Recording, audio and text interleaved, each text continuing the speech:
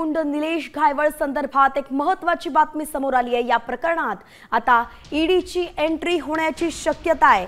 कोट्यवधी रुपयांच्या जमीन व्यवहारांमध्ये मनी लॉन्ड्रिंगचा संशय व्यक्त केला जातोय आणि म्हणून आता निलेश घायवळच्या भोवती जो पास आहे तो आवळला जाण्याची शक्यता आहे। पुणे पोलिसांनी केलेल्या तपासात घायवळने केवळ 3 वर्षांत 58 एकर जमीन जमवल्याचं उघड झालेलं आहे आणि त्यामुळेच मनी लॉन्ड्रिंगचा संशय आहे।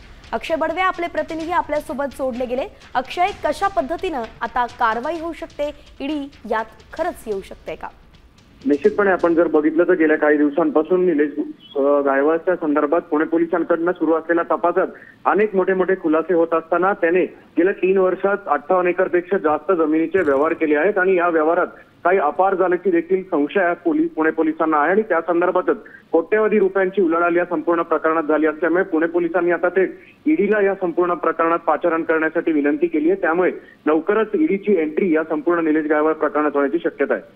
धन्यवाद अक्षय, सविस्तर अपडेट आपण दिलीत। आता isakal.com आहे देशातील नंबर 1 ची मराठी न्यूज वेबसाईट। प्रत्येक अपडेटसाठी isakal.com ला नक्की भेट द्या।